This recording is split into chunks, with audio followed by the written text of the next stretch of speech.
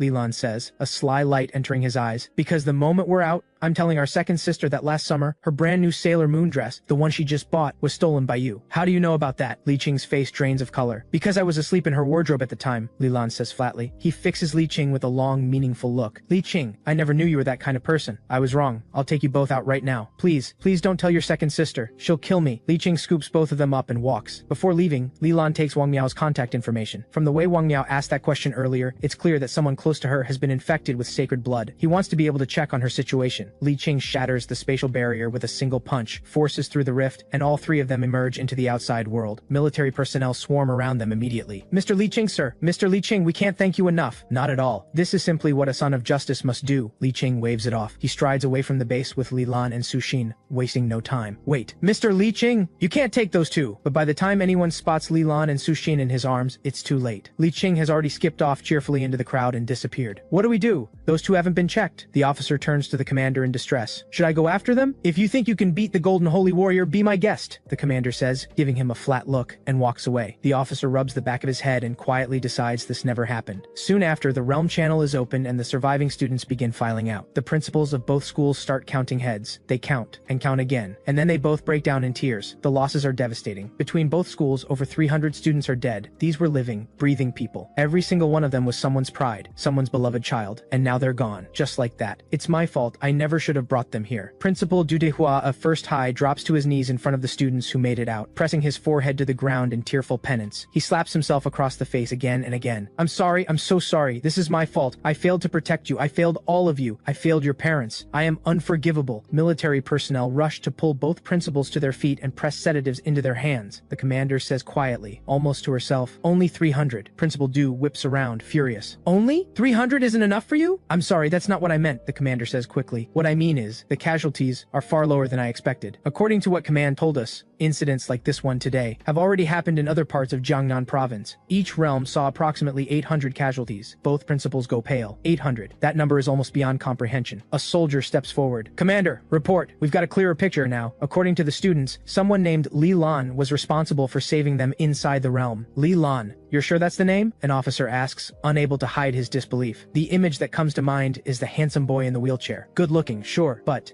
the same person? The commander asks. The soldier nods. Confirmed. That is the name. According to the students, Li Lan is a high-rank fire element sorcerer, and he has also mastered a nascent divine art. It was his leadership that kept most of them alive inside the mist zone. High-rank sorcerer, nascent divine art. Two bombshells land at once, and every person present is stunned into silence. The commander looks at the principal of First High. The principal shakes his head frantically. He knew nothing. Understood. Return to your unit. The soldier leaves. The commander draws a slow, deep breath. The Yan Emperor's Li clan, remarkable talents truly do lurk in the shadows. And to think Li Lan was one of them all along, a high-rank sorcerer still in his teens. It seems the Dragon Nation is about to gain another legend. He fooled everyone, a true dragon, and the Li clan publicly called him a good-for-nothing. You really cannot take a powerful family's word at face value. Commander, should we send Li Lan a commendation banner? An officer asks. The commander thinks for a moment, then shakes her head. No need. The Li clan sent him to a regular school precisely because they did not want him drawing attention. If this incident had not happened, Li Lan would likely have stayed hidden indefinitely.